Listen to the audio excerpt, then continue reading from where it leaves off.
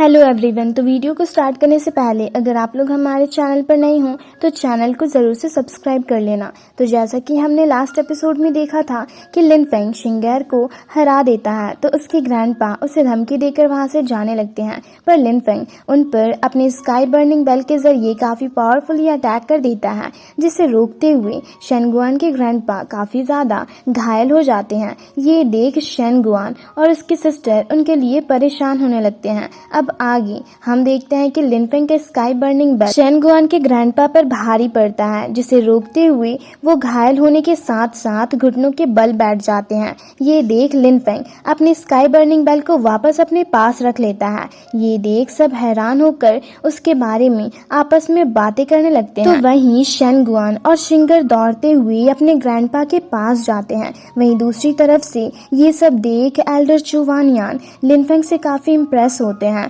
और उसकी काफी तारीफ भी करते हैं। वहीं दूसरी तरफ शेनगुआन के ग्रैंडपा खड़े होकर लिन फेंग से गुस्से से कहते हैं, तुमने मुझ पर अटैक करने की हिम्मत की, क्या तुम मेरे साथ जंग लड़ना चाहते हो? जिस पर लिन फेंग फिर से उन्हें अपनी स्काई बर्निंग बेल को दिखाते हुए कहता है, लगता है तुमने अब तक हार नहीं माना है। जिसे देख शिंगर आगे जाकर लिन फेंग से माफी मांगते हुए कहती है, हम मानते हैं कि हम इस मैटर में गलत थे और हम इसकी पूरी भरपाई करने के लिए भी तैयार हैं। जिसे सुनकर शेनगुआन के ग्रैंडपा को ना चाहते हुए भी लिन फेंग से माफी मांगकर शिंगर की बातों को रिपीट करना पड़ता है। जिसे सुनकर शाओ तियान उनसे पूछता है, तो बताओ तुमने कंपनसेशन के तौर पर हमें कितना पे करने का सोचा है? जिसे सुनकर शेनगुआन के ग्रैंडपा उन्हें एक आर्टिफैक्ट दिखाते हैं, जिसे देख शाओ तियान कहता है, बस इस मामूली से आर्टिफैक्ट के रहते हुए तुमने मेरे मास्टर पर अटैक करने की हिम्मत की। ये सुनकर शेनगुआन गुस्से से कहता है, क्या कहा तुमने? जिसे सुनकर लिन फेंग फिर से अपने स्काई बर्निंग बेल की साइज को इंक्रीज करके उसकी पावर्स को शो करने लगता है। ये देख शेनगुआन के ग्रैंडपा डर कर उन्हें एक बॉटल दिखाते हुए कहते हैं कि इसमें ट्रू गॉड की लिक्विड है, जो कि लोगों की एनर्जी और स्ट्रेंथ को इम्प्रूव करने में मदद करती है और उनकी फाउंडेशन को गॉड लेवल तक ले जाती है। जिसे देख लिन फेंग का स्वॉर्ड स्पिरिट कहता है कि मेरी स्ट्रेंथ को रीगेन करने में ये मेरे काफी काम आएगा। जिसे सुनकर लिन फेंग उस लिक्विड को अपने पास रख लेता है और शाओ तियान को इशारे करता है, तो वो उनसे जाकर कहता है, तुम्हारी सिंसियरिटी को देखकर मेरे मास्टर ने तुम्हें माफ किया, तो जाओ यहाँ से। जिस पर लिन फेंग उनसे कहता है, पर ऐसा दोबारा करने की हिम्मत भी मत करना। ये सुनकर वो लोग अपने फ्लेमिंग फीनिक्स के जरिए वहां से जाने लगते हैं। तो जाते हुए शिंगर लिन फेंग को देख सोचते हुए कहती है,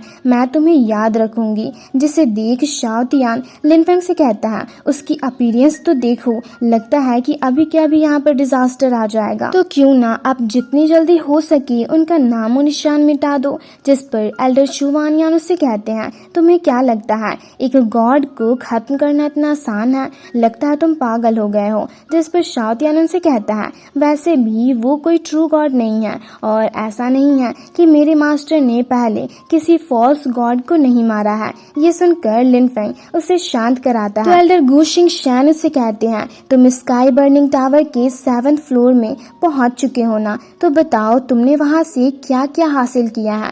तो लिन फेंग कहता है, थोड़ी सी ट्रू फायर, और उसे शो करता है। जिसे देख लियान लिंगर काफी हैरान होकर कहती है, कितनी खतरनाक फायर पावर्स हैं, जरूर ये गॉड लेवल का ट्रू फायर होगा। तभी वहां पर हाओरेन शिलिन के साथ आता है और चारों तरफ देख कहता है, फ्लेम वैली के लोग कहाँ गए? जिसके बाद हम देखते हैं एल्डर गुशिंग शैन और एल्डर चू वानयान दोनों हाओरेन और लिन फेंग को अपने एंसेस्टर के स्टैचू के पास लेकर जाते हैं, जहां एल्डर चू वानयान हाओरेन से पूछते हैं, वैसे तुमने स्काई बर्निंग टावर से क्या हासिल किया? तो हाओरेन कहता है, अंकल गुफेंग की तरह मुझे भी ट्रू फायर्स मिली है। जिसे सुनकर एल्डर चू वानयान काफी खुश होते हैं। तो एल्डर गुशिंग शैन उनसे कहते हैं, तुम्हारी करंट स्ट्रेंथ और ट्रू फायर्स को देख मुझे लगता है तियानलेई माउंटेन की एंशिएंट रुइन से भी तुम लोग काफी कुछ हासिल कर लोगे। जिस पर लिन फेंग उनसे पूछता है, पर आखिर वो किस तरह की एंशिएंट रुइन्स हैं?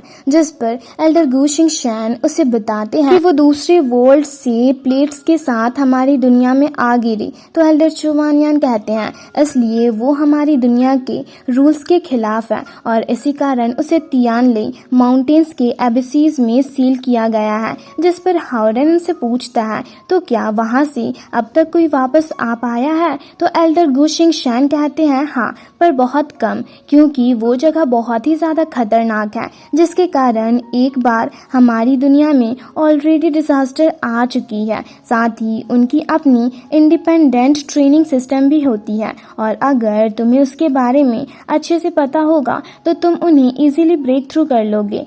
जिस पर एल्डर चुवानियन कहते हैं और हाँ, तुम जल्दबाजी में वहाँ मत जाना। वहीं दूसरी तरफ वापस फ्लेम वैली लौटते हुए शेनगुआन के ग्रैंडपा लिनफेंग की ही बातें कर रहे होते हैं और कहते हैं वो लड़का एक जीनियस है जिसे हम यूं ही नहीं जाने दे सकते। तो शेनगुआन उनसे पूछता है तो क्या आपने उसके साथ डील करने का कुछ सोचा है? तो उसके ग्रैंडपा कहते हैं नहीं, साथ ही हमें थोड़ा और वेट करना होगा क्योंकि हम उस गुफेंग के बैकग्राउंड को यूं ही कम नहीं समझ सकते। जिस पर शेनगुआन उनसे कहता है आपका मतलब हमें तब तक वेट करना होगा जब तक वो ताइमान सेक्ट को छोड़कर चला ना जाए। तो उसके ग्रैंडपा कहते हैं कि तियानले माउंटेन की एंशिएंट रूइंस जल्दी ही ओपन होने वाली है, तो एज अ गॉड सन वो वहाँ पर जरूर जाएगा और उसी टाइम मैं शिंगर को डिवाइन आर्मी का इंचार्ज बना दूंगा, जिससे तुम लोग काफी आसानी से उसे खत्म कर दोगे। और इसी तरह लिनफेंग को मारने का प्लान बनाते हुए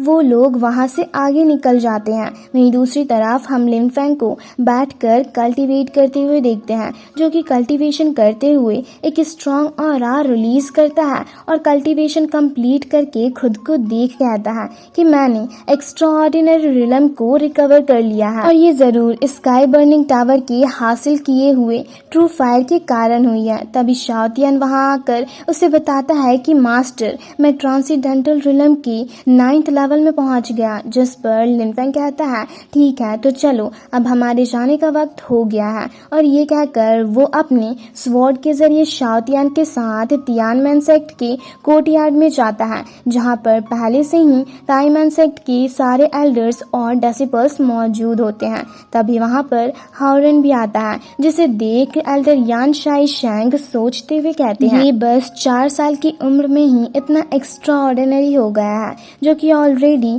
हमारे क्लान के लिए काफी ही ज्यादा रेयर होता है। तभी एल्डर गुशिंग शैन के इशारे पर एल्डर चुवानियन आगे जाकर सबसे कहते हैं कि तुम लोगों के तियानले माउंटेन के जर्नी का इंचार्ज मैं रहूंगा। जिसे सुनकर लुई सोचते हुए कहता है एल्डर चुवानियन एक वर्चुअल गॉड है और ये हमारे साथ जाएंगे, लगता है हमारी ये जर्नी आसान नहीं होगी। जिसके बाद एल्डर चुवानियन अपने डिवाइन स्वॉर्ड को बाहर निकालकर उसकी साइज को इंक्रीज कर देते हैं और सबको आवाज देते हैं, तो सब उन्हें ग्रीट करके उनके साथ उस स्वॉर्ड के जरिए वहां से निकल जाते हैं। वहीं दूसरी तरफ हम देखते हैं शिंगर ताई यांग टेम्पल से बाहर आकर अपने ग्रैंडपा और बाकी सब लोग के पास जाती है और उन्हें ताई यांग डिवाइन सील को दिखाते हुए कहती है कि मैंने ताई यांग टेम्पल को अपने कंट्रोल में कर लिया है। जिसे देख उसके ग्रैंडपा काफी खुश होकर कहते हैं कि मैंने भी जियांगी से बात कर ली है,